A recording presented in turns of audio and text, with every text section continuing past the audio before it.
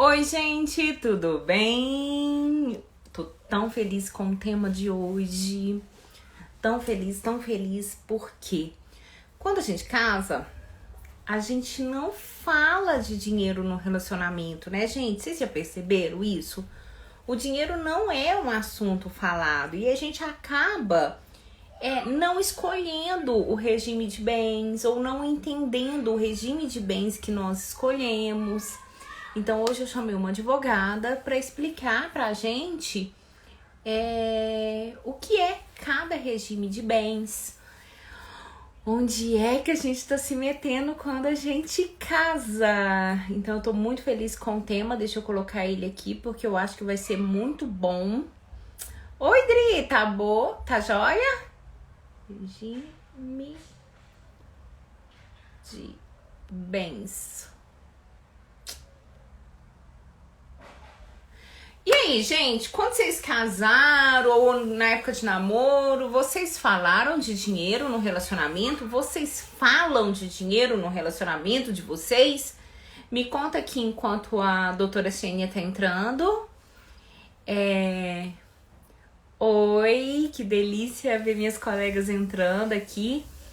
O dinheiro, ele é um assunto na vida de vocês? Lu, querida. Luísa. Só esperar a Xeninha entrar. Vocês já passaram apuros na relação conjugal de vocês com dinheiro? Quem aí me conta? Tudo bem? Olá, vamos só esperar a Xeninha aparecer. Enquanto isso, vamos bater no papo. Alguém aqui já passou algum apuro com dinheiro no relacionamento? Se sim, se não. Hein, gente? Ah, sim. Xeni entrou. Você não, Lu? Xeninha, tem um botãozinho aí embaixo. Isso, agora deixa eu ver, porque eu acho que tá igualzinho da... Dificuldade de aceitar. Infelizmente. Oi, Rodrigo. Oi, Oi, doutora. oi, Lu. Tudo bem? Que Boa alegria noite, ter tudo jóia? Tudo jóia. Que alegria ter você aqui falando de um tema tão delicado e que nós terapeutas deveríamos dar mais atenção, olhar para isso, porque nós somos terapeutas de casal e não sabemos de nada disso. Então é um prazerzaço ter você aqui, né? Eu acho que essas Obrigada, palminhas Lu. da lua aqui não é para mim, tá? Então, não é para mim. Obrigada. Lu, na verdade, Xenia, se prazer é apresenta um meu. pouco. Se apresenta aí para minha galera. Quem é você? Com o que você trabalha? E vamos começar. Primeiramente, eu queria dizer que é um prazer para mim estar aqui, poder participar dessa live, né? Sou admiradora do seu trabalho, fiquei muito honrada com o convite, com um tema tão bacana. Então, meu nome é Xênia, eu sou advogada, já tenho militância aí de praticamente 10 anos de atuação na área. Eu sou especialista em direito civil, em direito público, sou assessora jurídica de município e também sou especialista em direito eleitoral. Para aquelas pessoas que não sabem, o direito civil, na verdade, é tudo aquilo que engloba as nossas relações do cotidiano, das pessoas civis e das pessoas jurídicas também privadas, que engloba questões de família. E assim, a gama dessa matéria, que é bens, que é o dinheiro dentro do relacionamento, né? O regime de bens, ela é muito ampla. E a gente vê que tem muitos casais que, na verdade, eles não conversam sobre dinheiro, ou, na verdade, os casamentos acontecem e tem regime de bens que, na verdade, eles casam sem saber qual é o contrato que eles estão fazendo juridicamente falando. né? Além do contrato que eles têm emocional, o casamento, ele nada mais é do que um contrato jurídico. E muitos casais não têm a consciência disso. E nós estamos aqui para poder esclarecer um pouquinho disso para eles. Geninha, você deve ter atendido muitos casais assim. E eu, como terapeuta de casal, inúmeras vezes atendi casais que não tinham a menor noção qual era o regime de bens, o que que era direito, o que que era dever, como que era a situação. E te confesso que quando eu fui casar, quem escolheu o meu regime de bens foi a moça do cartório e não eu. Eu e meu marido, nós não Maioria das falamos. vezes. Nós não falamos disso na época, eu casei já tem um tempo. A minha mãe foi lá no cartório para assinar para fazer o meu pedido, né, para casar. E aí eu lembro que ela me ligou e perguntou qual vai ser o regime de bens seu. Tipo assim, era uma tarde, meu marido estava trabalhando, tipo assim, não teve decisão nenhuma. Aí a moça falou assim: esse daqui não, a minha mãe contando, esse daqui não, Luciana, esse daqui não, é esse, né? Ela falou que é esse, que é o regime parcial de bens. Só hoje que eu tenho noção, e isso eu já era terapeuta de casal, tá? Eu já tinha feito pós-graduação nisso. Só hoje que eu tenho noção da complexidade que esse regime é, assim, né, na minha vida, né? O que que é ele, o que que não é. E eu não tinha a menor noção disso. Então, assim, se você puder explicar um pouquinho aí, que tá tudo errado. O que é os regimes? Hoje eu vim toda advogada. O que é o regime? O que é isso? E, infelizmente, é a moça do cartório que orienta a gente mesmo. E quando não casam, quando juntam as pobrezas e mesmo assim sai perdendo...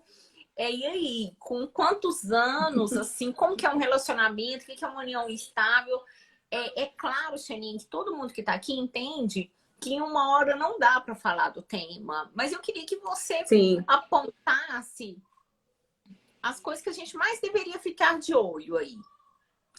Na verdade, assim, é um tema realmente muito extenso, mas eu vou tentar só dar uma luz, uma pincelada aqui, para poder estar esclarecendo. A grande dúvida das pessoas sobre o regime de comunhão parcial de bens e se também se não casar, quais são os meus direitos, e quando separa, o que é meu, o que é do outro, o que é, né, do meu companheiro. Então, a princípio, quando a gente resolve casar, a lei ela nos estabelece 4 tipos de comunhão de casamento. Sendo que a gente tem 2 tipos que são mais comuns, que a maioria das pessoas, pelo menos, já ouviu falar, e 2 tipos que são mais incomuns.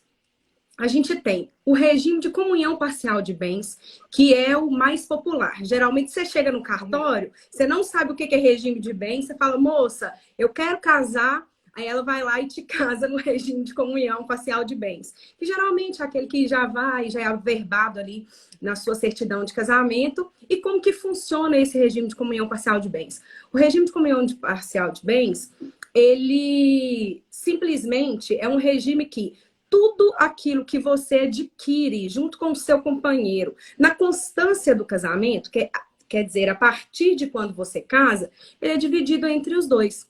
Tanto os bens que você adquire, quanto as dívidas que você adquire. É de responsabilidade do casal. Ah, mas eu que comprei sozinho esse bem. Se o seu regime é comunhão parcial de bens, o seu companheiro tem direito à metade. Ah, mas o meu companheiro fez uma dívida, não me falou. E agora? A dívida é do casal, que é o que a gente tem muito problema com isso. Muitas vezes os companheiros, eles adquirem dívidas sem anuência, né, do seu parceiro e acaba que chega no momento da separação, quando você vai ver, fala, não, vou dividir meus bens, na verdade tem dívidas a serem divididas. E o que é que não faz parte desse regime de comunhão parcial de bens? Por exemplo, eu tenho uma herança. Se vou receber uma herança, casei no regime de comunhão parcial de bens, esses bens que a gente chama de bens gratuitos, eles não entram na divisão dos bens no regime de comunhão parcial de bens. Todos só os bens onerosos que aquilo você adquire comprando durante a constância do casamento é que entra nesse regime de comunhão parcial de bens, os bens e as dívidas. Ah, mas eu recebi uma doação. Espera aí. Calma aí. Espera aí que eu já tenho perguntas. Calma aí. Eu casei em junho. Eu comprei um apartamento em maio. E o meu marido comprou outro apartamento em maio. Nós compramos juntos. Só que o do meu marido é 3 vezes melhor, mais caro do que o meu. Uhum. E aí, eu tenho... E nós pagamos depois, porque financiamos. Então, ele pagou uma prestação e nós casamos. Eu paguei uma prestação e nós casamos. E aí, no caso de uma separação, o meu apartamento vale menos. Juntaria os 2 apartamentos ou não? Como nós compramos antes, nós pagamos depois de casados, os 2. Não. Nós temos uma situação aí que a gente pode dividir ela em 2 etapas. Antes de vocês casarem, vocês compraram um apartamento. Cada um, vamos supor assim, Isso. eu dei 5 mil reais, você deu 5 mil reais de entrada no seu apartamento e o seu marido deu 15 mil reais de entrada no dele. A partir do momento que você casa em comunhão parcial de bens, você tem uma dívida que, apesar de cada um ter pago antes, essa dívida ela veio para a constância do casamento. E vocês pagaram todo aquele valor residual que vocês pagaram do apartamento, o financiamento, tanto do seu quanto do dele, vai entrar na separação. O que vai sair? Aquele valor que vocês pagaram individualmente de entrada, ele vai ser retirado. O valor que você pagou é seu, o valor que ele pagou é dele. Porém, as prestações que foram realizadas durante a constância do casamento, essas aí são divididas. Independentemente se o apartamento dele é 3 vezes mais caro que o seu, entende-se que a dívida, na verdade, foi em prol da família, que vocês, na constância do casamento, pagaram com os proventos da união de vocês. Essa é até uma questão difícil de você... tem que ser muito bem, como que eu posso dizer, articulada e colocada no papel na hora de você fazer essa separação. Se num caso de separação, entendeu? Entendi. Então, eu vou te fazendo as perguntas de casos que já chegaram no consultório, que às vezes eu acho que fica mais fácil. E se alguém também tiver uma pergunta de casos que já chegaram, porque não é nosso, porque esse eu super entendi. Então, vamos lá. Só para eu entender aqui, porque meu marido tá ouvindo, tá? No caso, ele já quitou o apartamento dele. Então, eu tenho metade. E o meu ainda tá em dívida. Então, ele tem a metade da minha dívida? Ainda não, vocês estão casados. Antes. A que foi adquirida antes? Se eu casei vamos colocar. Antes. Então... esse caso é bem complexo. O que acontece? Se vocês separarem agora, aí vai retirar aquela parte que ele pagou, não vai entrar, se ele pagou 15 mil. O valor que foi quitado na constância do casamento vai dividir entre os 2. E se tiver a dívida remanescente do seu, ela vai ser sua. Ai, Xaninha, vamos derrubar essa live agora. Que mas esse caso é o mais complexo também, né? Porque vamos colocar assim, na verdade, se você tivesse casado num regime de separação de bens, ou então um regime que a gente chama de divisão final dos aquestros, aí seria mais fácil da gente poder falar assim, não, esse bem aqui é só meu, então eu paguei sozinho, esse bem aqui é só meu, eu paguei sozinho, e no final tava tudo ok. Aí a dívida do bem ia ser, né, só sua, enfim. Porém, no regime de comunhão parcial de bens, a partir do momento que você está casado, a partir do momento da comunhão, tudo começa a se dividir. Então, se vocês não... Outra coisa, tem o pacto pré-nupcial. Se, por exemplo, quando vocês casarem, vocês tiverem feito um pacto pré-nupcial para esses bens que vocês não... que vocês adquiriram antes do casamento, mas que eles estão financiados não entrarem na partilha, ok. Agora, se vocês não fizeram um pacto pré-nupcial e ele foi pago com o dinheiro provento da união de vocês, dentro da constância do casamento, no regime de comunhão parcial de bens, ele divide. Vamos Não ver sei se está aqui, muito ó. claro. Não, tá super claro. Eu entendi. Ficou O super Daniel, claro. seu marido, tá rindo aí, Lu. Tá? Tá rindo. Tem as Quem deu, gargalhadas. quem deu a entrada no meu apartamento foi ele. E aí a entrada é minha, não é? Ele tá a entrada maior do que minha dívida. Ó, vamos lá. Um casal de amigos chamados Vinícius e Tabata. Eles estão juntos há 6 anos. Nesse meio tempo, Vinícius trocou de carro. Se Tabata separar de Vinícius, quanto por cento ela tem de direito no carro? Adorei a pergunta. Não, peraí. Vamos reformular. Deixa eu chegar no início. Tabata é casada com Vinícius. Isso. E Não, o Vinícius, eles estão juntos. eles têm união estável Estão ou eles são juntos há casados? 6 anos. Eles estão juntos. A frase é: eles estão juntos há 6 anos. Então, vamos lá, esses estão juntos. Deixa eu dar uma pincelada só para voltar aqui. Só uma linha de raciocínio, né? Porque senão a gente vai embolar tudo. Quando a gente casa, nós temos 4 tipos de regimes de bens.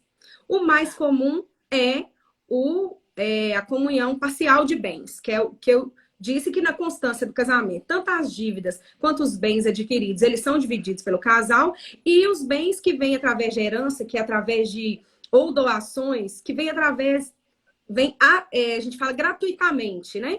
Eles não entram nessa separação. A gente tem outro tipo de regime, que é o de separação total de bens, que é o que é meu, o que é do outro, e não se comunicam os bens. Então, se eu comprei um bem no meu nome, ele é meu. Se o outro comprou o bem no nome dele, é dele. Na nossa separação, cada um fica com o que é seu. Nós temos o regime de comunhão universal, que o que é o regime de comunhão universal? Tudo aquilo que eu tinha antes e aquilo que eu tenho é o que eu tenho presente e futuro comunica. Então, tudo que eu tinha antes, tudo que eu vou adquirir, vai se separar igualmente. E nós temos, por último, que chama regime de divisão final dos aquestros, que ele é uma comunhão parcial de bens, só que ele tem mais liberdade. Você consegue administrar os bens independentemente da autorização ou da outorga do seu companheiro. Porque no regime de comunhão parcial de bens, a gente tem aquela necessidade de ter uma autorização quando você vai fazer movimentações, compra um bem, quando você vai alienar um bem. E no regime de comunhão parcial de aquestros, não. A gente tem uma liberdade maior de administrar o bem. Aí o que acontece? A pergunta é: estou junto? Estou junto há 6 anos? A gente tem 2 conotações. Você está junto namorando ou você está junto em união estável? É o que a gente precisa saber.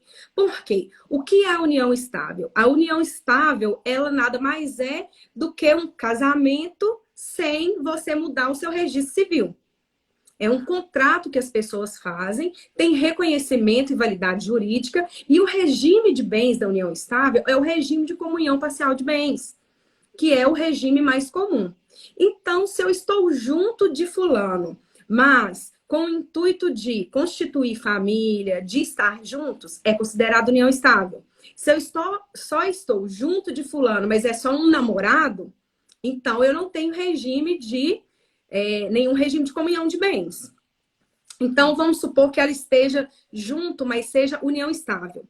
Então, quando aí volta para eu poder entender a questão dos bens. Ela já tinha o bem, ele já tinha o bem antes. Nesse tempo, Vinícius trocou de carro. Então, eu acredito que ele já tinha um carro e trocou de carro. Se ele trocou de parar de Vinícius, quantos por cento ela tem de direito no carro? Ele trocou por um carro mais caro? Acredito que sim.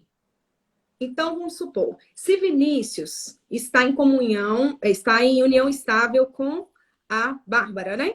Tabata. E ele tinha a Tabata. E ele tinha um carro de 15 mil reais quando eles começaram essa união. Aí o Vinícius vai e troca de carro. E compra um carro de 30 mil reais. Os 15 mil reais do Vinícius não comunica na relação. Porque é um bem anterior que ele já tinha. Aí ele trocou por um bem de 30 mil. Então, Tabata vai ter direito a 15 mil do novo bem do Vinícius, a metade. Então, eu teria direito, se fosse separar, a 7.500. Entendi. É muita matemática. Espera aí, que a gente tem perguntas demais. Eu tenho uma pergunta. Um casal que resolveu morar juntos e comprar um apartamento, ele ganhou, tá? 200 mil da família para comprar o apartamento. E ela deu 30 mil. Tá igual aqui em casa. O restante foi financiado pelo casal. Como que fica? Eu acho que a pergunta é em cima desses 200 mil que ele ganhou. Como que fica isso? Aí o que acontece? Ele ganhou, já estava junto com ela, porque, como que eu posso explicar? É difícil de... Deixa eu só tentar explicar. É porque assim, juridicamente, deixa eu tentar explicar. Vamos supor que ele tenha ganhado, mas seja em prol da compra do apartamento para a constituição da família. Então, seria ganhado em prol daquela família, em prol dos dois. É uma coisa. Agora, se ele ganhou, olha, meu filho, esse aqui é para você comprar o seu apartamento sozinho. É outra coisa. Porque o direito, ele não é uma matemática... Como que eu posso dizer? A gente não é um raciocínio lógico, não é uma matemática 2 e 2 são 4. Então, a gente precisa ter, assim, elementos que sejam, como diz, claros para a gente poder elaborar uma resposta que seja coerente. Então, vamos colocar aqui... Vamos imaginar aqui. Coloca para mim, Daniel. Nós compramos um apartamento de 500 mil. Vamos imaginar assim. Aí o pai do Daniel, muito generoso, resolveu dar 200 mil para a gente comprar o apartamento. Mas deu para ele, né? Não era para mim. Não, e a é minha porque mãe tem a diferença. Resolveu dar 30. E aí? Não. Então, vamos mudar. Porque quando você tem a doação em prol do casal, é contado para os dois. Vamos imaginar o seguinte. Daniel tinha uma herança. Recebeu uma herança de 200 mil. E você recebeu uma herança de 30 mil. E vocês juntaram para poder comprar o apartamento de vocês. 200 mil. E o apartamento de vocês custou 500 mil. Certo? Então, a gente tem aí 230 mil, 200 do Daniel, 30 mil seu. E os 270 restantes em prol, dividendo do casal. Então, na hora que for separar, a gente comprova aquilo que você recebeu de forma gratuita, que não comunica no seu regime de comunhão de bens, né? A parte que cada um deu não vai comunicar, e o que vai comunicar é só aquilo a partir da constância do casamento, ou da união estável, enfim. É porque a lei... O que acontece um pouco... Tá. Só para ilustrar aqui, há uns 8 meses atrás eu tive um caso assim. O pai deu 60% ou 70% do apartamento, o pai do menino, e o pai da menina deu 40%. Mas o apartamento teve que ser registrado 50-50. A orientação foi essa, que eles tinham que ser registrados. Não era porque a família queria, era algo isso, que era como se era algo da família, então o apartamento era dos dois, sabe? Não, eu vivi isso, essa orientação jurídica. Sim. O que acontece? Nesses casos aí, eu entendo que a doação foi em favor do casal. Porque quando a doação é em favor do casal, ela entra no regime, independentemente se um deu 60, o outro deu 40, um deu 30, o outro deu 70. Quando o favorecimento é em favor do casal e não só da pessoa, então entra na divisão 50% a 50%. É isso que aconteceu no meu caso. Vamos Exatamente. lá, mas a gente não vai... A live vai ser de 2 horas, nós já estamos avisados. E o famoso namorido? tem direito a partir de quando? Tem tempo ou somente com declaração de união estável? Então, o que que acontece? Se eu tenho um dia de união com a pessoa, com o intuito de constituir família, eu já tenho união estável. Não tem tempo mínimo. O que tem é a sua intenção. A gente chama assim o ânimos, né? Familiares, vamos colocar, é o intuito da constituição da família. Então, a gente não tem tempo mínimo. A gente só tem a vontade das partes. Então, tem até um entendimento jurisprudencial recente, o seguinte, daqueles casais que não moram na mesma casa, que são namoridos, que têm o intuito de constituir família, que têm o intuito de morar juntos e começam a adquirir alguns bens em comum durante o namoro. E esse tipo de relacionamento é considerado união estável. Tem até contratos que a gente vê, contratos de namoro, para poder não caracterizar união estável dentro de namoro.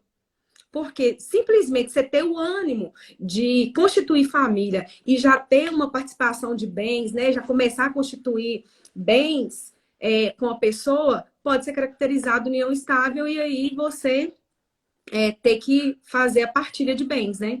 50-50. E tem uma outra coisa também. Ai, agora perdi, era sobre união estável. Vamos pular. Perdi o que eu ia falar, desculpa.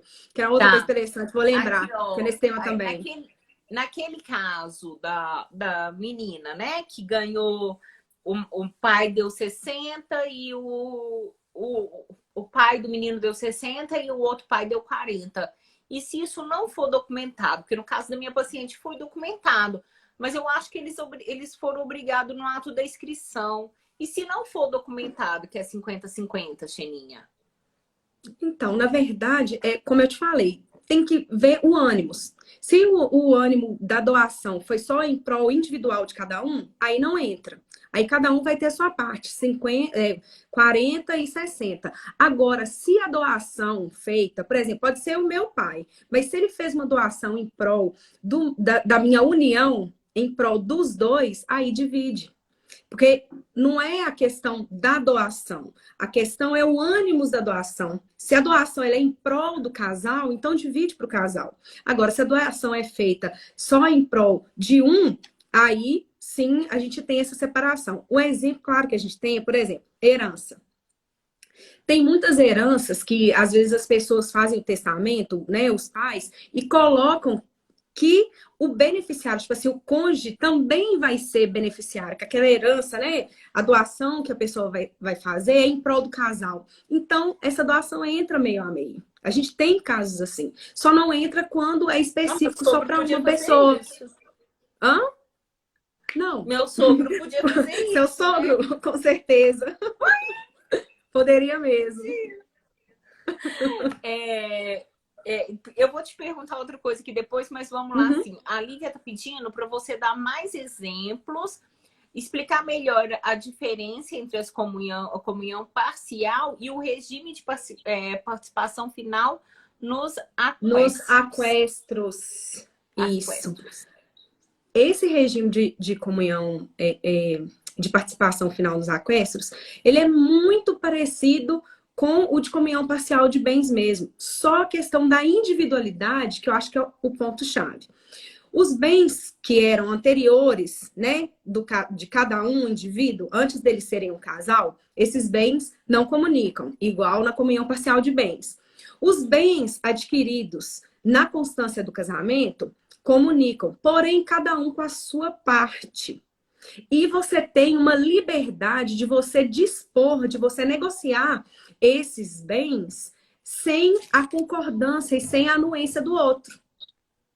É basicamente isso. E no regime de comunhão parcial de bens, você precisa da anuência do outro, da concordância.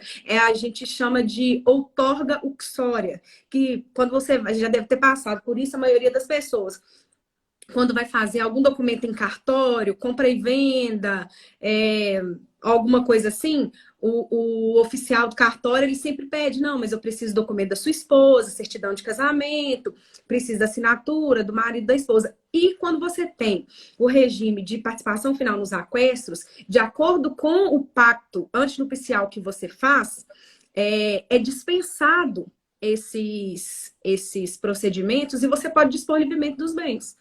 Aí, o que que comunica no final? Aqueles bens, na hora da separação, os que ainda estão em nome do casal, aí eles comunicam. E ainda tem a possibilidade de você conseguir mensurar qual que foi a participação de um e de outro para a aquisição daquele bem e você conseguir dividir isso. Tá, mais perguntas, Xeninha? Quando a pessoa... Parabéns, Xeninha, que aula de direitos reais. Adoro os parabéns. Obrigada, parabéns. Norma. Ainda Beijo. Mesmo. Vamos falar aqui de dívidas, de um caso que também...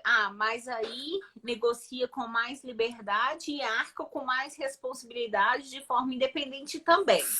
Sim, sim. Mas a mais liberdade também é a mais responsabilidade de forma independente, principalmente com relação à dívida. Por exemplo, se eu contraio uma dívida e eu não comprovo que ela foi uma dívida contraída em benefício do casal, da união, eu sou responsável sozinho pela dívida. Agora, então, no regime de comunicação... é esse o regime mais bombado no mundo aí.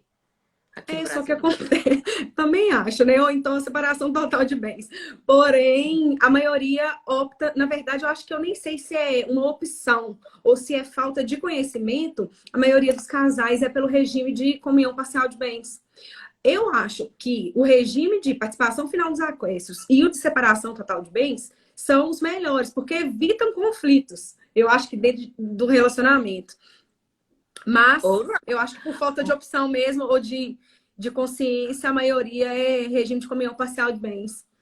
Tá. Ô, Mônica, em qual regime que você está perguntando? Se a pessoa comprar uma casa antes de casar e a outra tem direito. Em qual regime? Vamos falar, enquanto a Mônica responde aí, vamos falar de dívidas. Eu tive um caso recentemente de uma mulher que morava, tipo assim, foi ela, né? Morava super bem, vivia super bem, bairro nobre, casa chique, condomínio de casas. E de repente ela acordou e era tudo fake. Ela trabalhava, ela ganha bem. O marido estava extremamente endividado. E aí eles separaram, né? Que houve traição financeira, não só traição financeira, mas traição de confiança e tudo mais.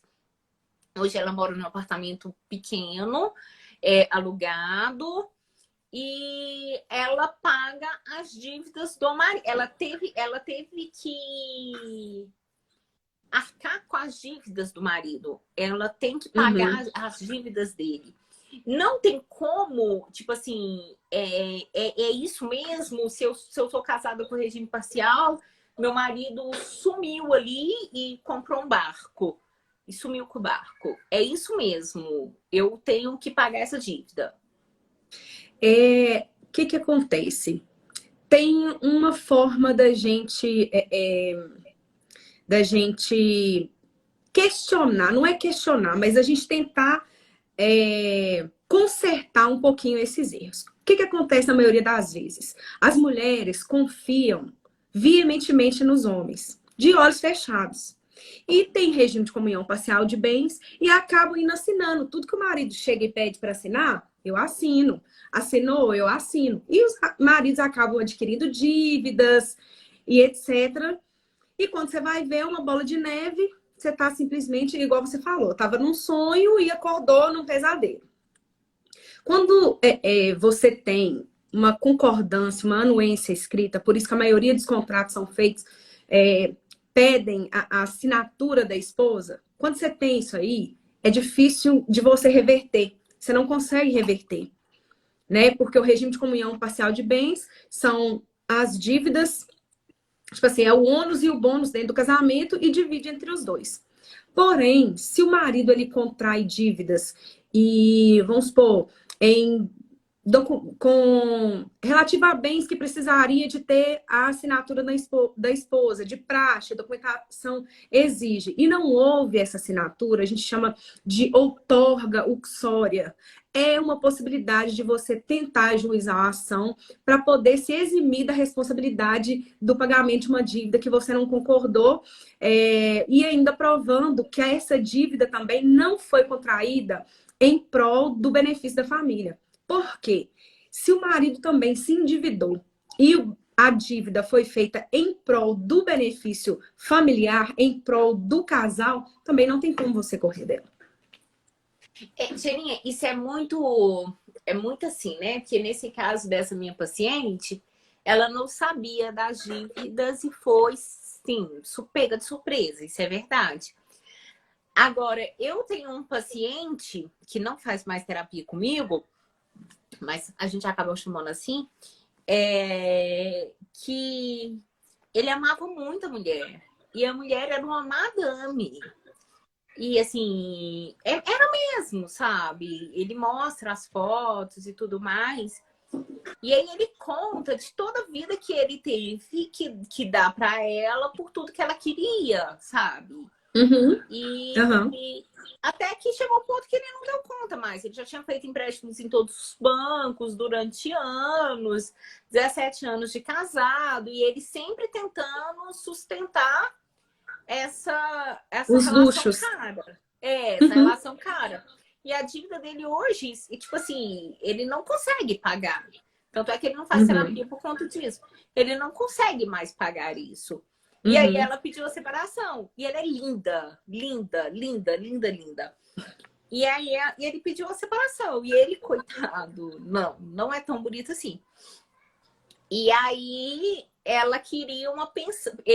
Ela nunca trabalhou e ele era funcionário público, mas funcionário público que não ganha tanto assim.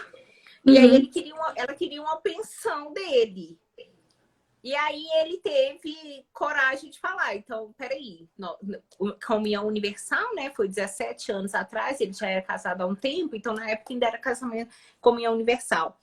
E aí ele falou, então ela vai ficar com metade das dívidas também. Aí ele ajuizou uma ação contra ela num ato de coragem, porque eu não imaginei que ele ia fazer isso, para que metade das dívidas ficasse com ela. Então, assim, é complicado isso, porque Sim. Às vezes, em nome do amor, a gente também faz muita dívida, né? Então, Sim. Era só um desabafo que chegou aqui na minha cabeça, porque esse caso foi um caso que me comoveu muito. Mas vamos lá. Acontece. A Mônica está me perguntando se no casamento parcial de bens, se a pessoa compra uma casa antes de casar, se a outra pessoa tem direito. No regime de comunhão parcial? É. Não. Comprou a casa antes de casar, tá quitada, a outra pessoa não tem direito. Aí tem uma coisa interessante também. Por exemplo, eu comprei uma casa, é mais ou menos aquela história do carro. Vamos supor, comprei uma casa, eu já tenho uma casa, casei, tinha uma casa e vendi na constância do casamento, na comunhão universal, na comunhão parcial de bens. Aquele dinheiro que provém de um imóvel, de um bem que eu já tinha antes da constância do casamento, mesmo eu comprando agora um outro bem na constância do casamento, no mesmo valor do bem antigo, levando em consideração a atualização, né? Levando em consideração que o móvel vai valorizando a valorização do imóvel, ele não entra no regime de comunhão parcial de bens, porque ele é anterior. Então, é anterior, vendi, tô casada agora, peguei o dinheiro daquele imóvel anterior que eu tinha, comprei um outro imóvel agora, esse imóvel continua sendo só meu. Ele não entra no regime de separação de bens, da comunhão, né? Parcial de bens. Tá. Ela tá falando que é igualzinho o meu caso com o Daniel, a casa não tá quitada. A casa não tá quitada? Isso. Não, pagou depois do casamento. Ah, não. Então, Aí a gente já faz uma separação bem legal, né? O valor que foi pago antes do casamento, aquele valor, né, que foi pago durante a constância do casamento, as dívidas ou saldo remanescente com a separação. Agora, Lu, tem uma coisa com relação à separação e à pensão que é muito interessante, igual você falou desse caso da comunhão universal, desse marido que bancava os luxos da esposa e que se endividou e etc. Geralmente em famílias, a gente vê que tem um padrão de vida mais elevado, que geralmente as mulheres não trabalham, que elas se dedicam só ao lar e ao cuidado dos filhos.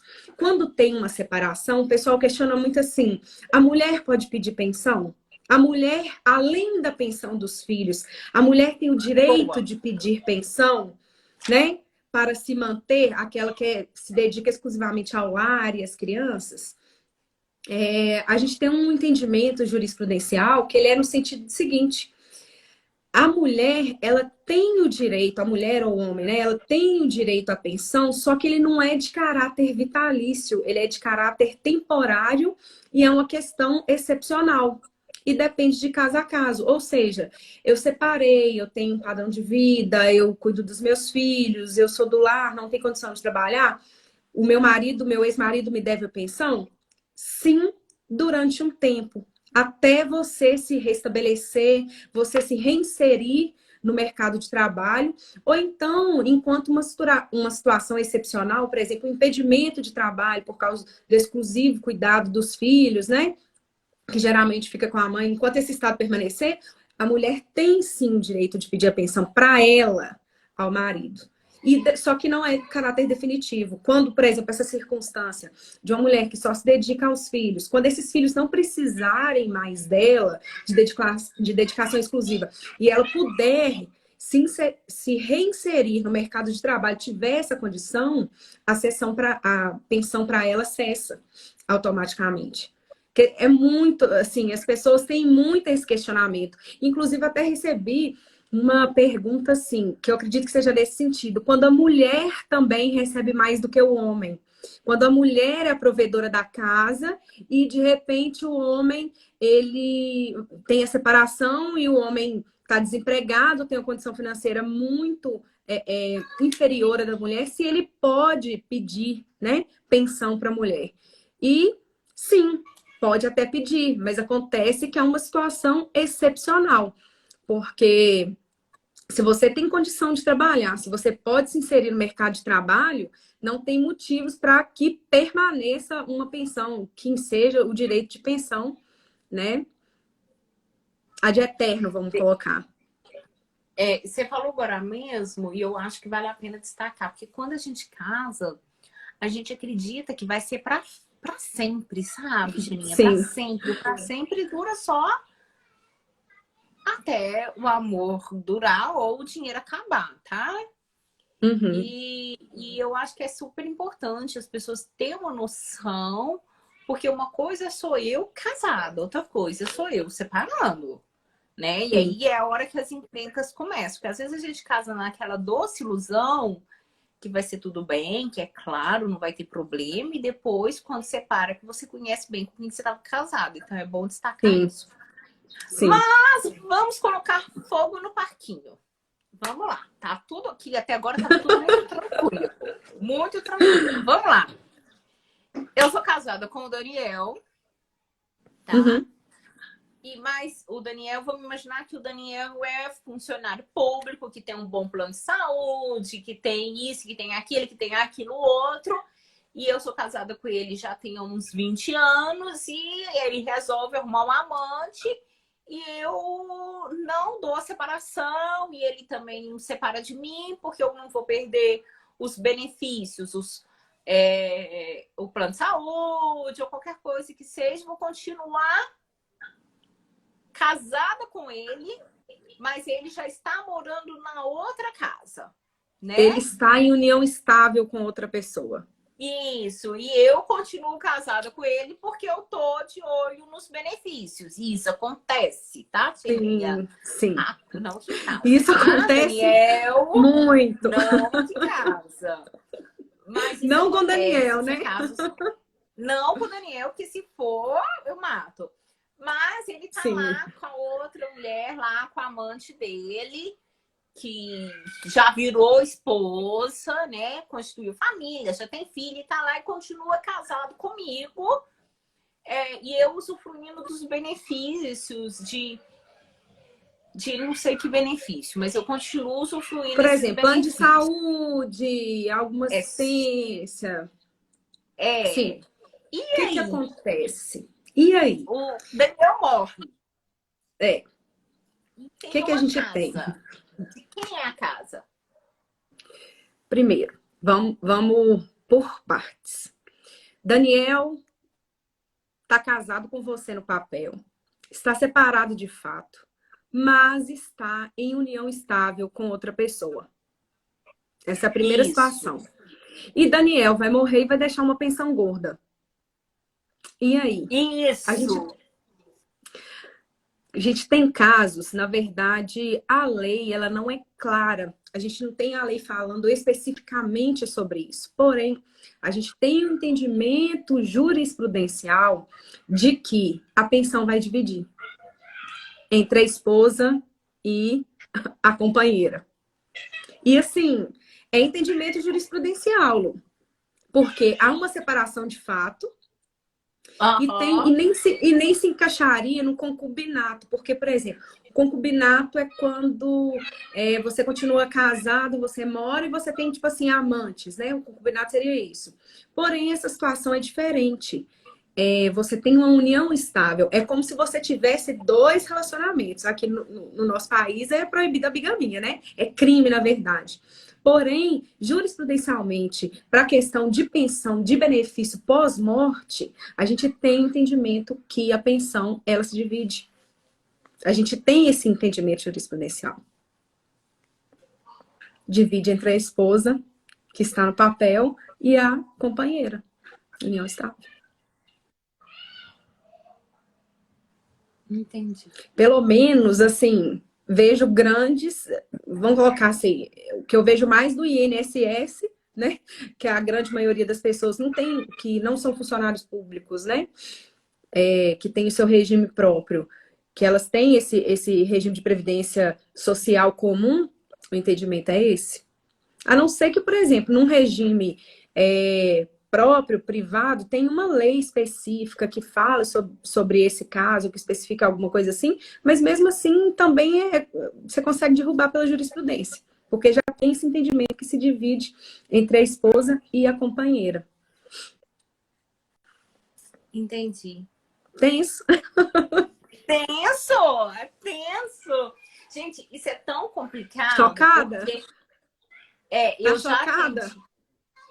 Não, eu já atendi um caso de militar e que ele tinha uma filha fora do casamento.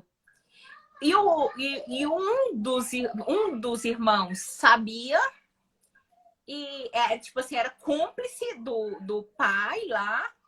E aí o pai falece. E aí a filha era, tipo, receberia a pensão da esposa, né? Que era, tipo assim, vamos imaginar que a esposa ia ganhar 18 mil, aí agora ela passaria a ganhar 9. E aí, de repente, ela foi pega de surpresa, que agora ela tinha, além de descobrir que o marido tinha traído ela a vida inteira, ela descobre que a pensão dele, que era para ela, seria dividida com a filha.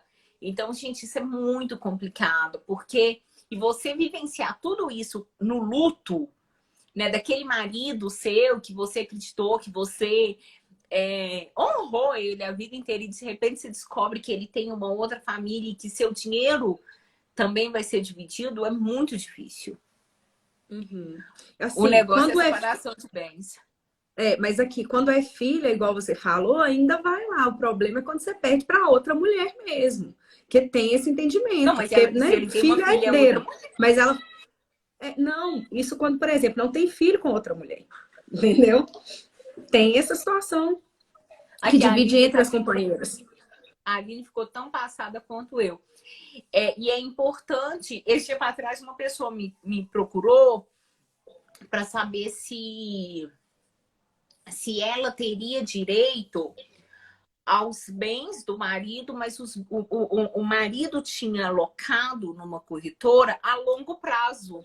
Ou seja, ele só Uhum. vai receber, ela ia separar hoje e ele só vai receber esse dinheiro daqui 6 anos. Ele tinha feito um negócio Tipo, ele tinha comprado uma LCI, uma LCA, que era, tipo assim, não sei quanto tempo. Era uma grana boa, tipo, uns 100 mil, mas daqui 6 anos. E Uhum. aí ela veio me procurar para saber se ela tinha direito a esse dinheiro ou não. E eu fiquei pensando, mas peraí, você vai separar hoje, ele só vai receber daqui 6 anos. Como que ele vai te pagar isso? E como que vai ser para ele te pagar isso daqui 6 anos? Eu não sei se Na você verdade, tem... eu entendi. Na verdade, o que acontece? A dívida, vamos colocar se foi uma dívida que ele fez para ser ressarcido posteriormente. O investimento, né? Pelo em que um eu entendi. investimento. O investimento a longo prazo. O investimento a longo prazo, ele é dividido pelo casal. Mesmo que for daqui a 6 anos que ele vai receber, o investimento foi feito na constância, do matrimônio, da união, então divide da mesma forma. Porém, o que que acontece? Essas coisas têm que ficar muito bem estabelecidas quando você vai fazer um divórcio. Elas têm que constar do termo da separação, do acordo, né, do divórcio, para que você possa executar isso lá na frente. Né? Porque, por exemplo, vamos supor que a quantia fosse depositada somente em nome dele. Né? Vamos colocar numa conta bancária, né, daqui a 6 anos, que fosse somente em nome dele. Eu teria que ficar de olho, para poder executar isso, para poder conseguir resgatar em nome dela. Então, é uma coisa que tem que ser feita, é um acordo muito bem feito, muito bem planejado, e tem que constar da sentença judicial de divórcio. Mas que ela tem direito, sem sombra de dúvidas, independentemente do tempo que vá demorar para esse dinheiro, para esse investimento ter o retorno, como o investimento foi feito dentro da constância do casamento, eu entendo perfeitamente que ela tem direito a 50%. É possível estabelecer um regime diferenciado na união estável? Na união estável, na verdade, tem como, da seguinte forma: na verdade, você deixa. É como se você fizesse um acordo civil, entendeu? É como se você fizesse uma parceria de sociedade, não impede. Eu vou ter união estável, mas então eu vou fazer um pacto, vou fazer um contrato, de como que os bens, né, a partilha de bens, vão se operar dentro do nosso relacionamento. Mas é mais voltado para um acordo civil mesmo, como se fosse um contrato com um particular em sociedade, do que você vê, porque legalmente não tem outro regime para união estável. Só que se você quer estabelecer alguma coisa, você estabelece um contrato de parceria. Eu entendo que nada impede de sociedade, né, para aquisição de bens, e fica tranquilo. Mas outro regime para união estável, não. É regime de comunhão parcial de bens. A lei estabelece que seja assim. Eu posso trocar o meu regime de casamento agora? Posso trocar ele Então, agora? a gente pode trocar o regime de casamento, sim. Porém, tem que ser com a vontade de ambos os cônjuges e tem que ter autorização judicial. Mas poder pode. Vamos lá, sou divorciado. Se eu casar de novo, algum regime específico obrigatório? É só se eu tiver acima de 65, né?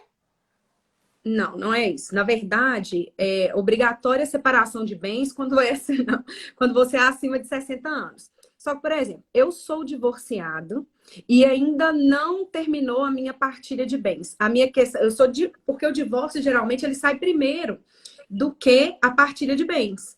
Então, eu sou Ah, divorciado. A partilha, né, a minha partilha de bens ainda está juridicamente sendo arrolado lá, ainda tá? A gente não decidiu nada, a gente está brigando a justiça pelos bens. É aconselhável que você não se case nesse período. Você pode se casar? Pode. Só que aí o regime de comunhão de bens do seu novo matrimônio, obrigatoriamente, ele tem que ser o regime de separação total de bens. Tá? Xeninha, outra. Aí, ó, isso Deu uma aconteceu pausa. com a minha paciente. Tá. Isso aconteceu com a minha paciente. Ela casou enquanto o divórcio estava acontecendo. Aí ela foi obrigada a casar num regime De separação de total de separação bens. total de bens. Foi Sim, obrigada a casar nesse sim. regime. E aí eles compraram um apartamento, eles compraram assim, ele comprou, né? A empresa, ela não ela trabalhava, mas ela ganhava pouco, ele ganhava muito e comprou um apartamento. Um big apartamento, tipo 1 milhão. E ele morreu. E aí ela ela tem o Durante o direito. inventário, né? Durante a sucessão. Enquanto estava. Não, o inventário acabou. Não, espera aí, deixa eu explicar direito. Ela casou enquanto o inventário estava sendo feito, mas o inventário foi feito, terminou tudo, passou uns 2, 3 anos, ele morreu. E eles tinham esse apartamento, eles tinham construído esse apartamento no casamento. E aí ficou uma guerra entre a primeira filha dele, dizendo que ela não tinha o direito, porque ela era casada em comunhão total de bens, lá, Separação total de separação bens. total de bens. Mas ela alegando que ele não escolheu separar dela, que ele faleceu. Então, que ela tinha direito ao bem sim. E aí ela ganhou a metade do apartamento, ela ganhou por conta, parece que, não sei se você entendeu aí, mas ela ganhou o direito de metade do apartamento dela porque ele não separou dela, ele morreu. Você entendeu? Foi uma Entendi confusão. que, na verdade, é porque o que acontece? Ela não virou meieira, ela virou herdeira. E se só tinha uma filha, vai metade. Porque o companheiro e os dentes, eles concorrem na mesma linha na sucessão.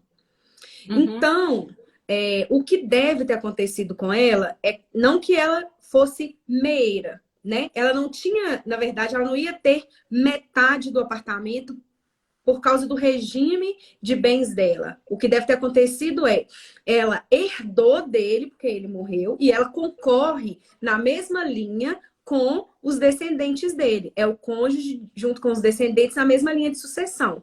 Então, ela deve ter herdado dele Um a metade do divórcio, apartamento. entendi. Um divórcio litigioso demora em média quanto tempo? Estão fazendo pela internet. Então, divórcio litigioso pela internet, não. O divórcio consensual, quando você já tem, quando os bens, né, já está tudo decidido, né, acordo entre as partes com relação à divisão dos bens, ela pode ser feita sim pela internet, que é inclusive recentemente uma resolução que saiu com essa autorização devido à pandemia. Então a gente tem sim a possibilidade do divórcio online, que ele facilita muito a vida das pessoas. Eu acredito que por causa da pandemia a convivência é muito grande entre os casais. Tem acontecido realmente muitos divórcios, mas brincadeiras à parte, o divórcio, você consegue fazer pela internet desde que seja consensual. Divórcio litigioso, não. E não tem como a gente mensurar quanto tempo que vai gastar um divórcio. Porque depende muito, um divórcio litigioso, da questão dos ânimos das partes. Porque geralmente, quando você vai para um divórcio litigioso, que você não tem acordo entre os bens, você só não tem. O seu problema não é só com relação aos bens. Você tem um problema emocional junto que você leva para a justiça. Eu falo assim, que o Denise, você trabalho do tem 2 advogado. ou 3 minutos para responder a Nossa, próxima pergunta, então eu vou te cortar. Aí, tá, num divórcio litigioso, eu tenho sim. como rastrear os bens do meu marido que não estão no nome dele? Você tem 1 segundo para responder. Mas se não tá no nome dele, tem que estar no nome de laranja. Para você rastrear uma coisa que não tá no nome de uma pessoa, que tá em nome de laranja, você tem que ter indícios, tipo assim, fortes e provas praticamente concretas para você conseguir provar isso. Última pergunta. Primeiro, você brilhou, arrasou, foi linda. Última Ah, pergunta só para obrigada. descontrair. Eu sou Tá. psicóloga. Meu marido alega que se um dia a gente se Aí ele separar, travou. ele... Meu Deus. Tá me ouvindo? Não acredito que eu não vou te perguntar. Tá Ai, ouvindo? pergunta, agora voltou. Sim. Vai cair. Só para Tá. descontrair. Eu sou psicóloga. Meu marido fala que se um dia a gente separar, ele vai me processar por uso indevido da profissão. Como se eu tivesse usado a psicologia para ganhar as coisas dele para casar com ele. Esse processo procede ou não? Na verdade, aí ele vai te processar por causa, na verdade, de um abuso. Ele foi induzido a erro, né? É isso que ele quer Isso, dizer que ele vai fazer com isso. você? Lu, aqui, pode deixar que é causa perdida para o Daniel. Sou sua advogada de defesa. Daniel, já era. Você não vai conseguir, a gente não vai conseguir deixar você provar. Lu, muito obrigada. Fiquei muito feliz com a participação. Cara. Beijo e obrigada a todo mundo que participou da live. Obrigada, gente. Fica com Deus.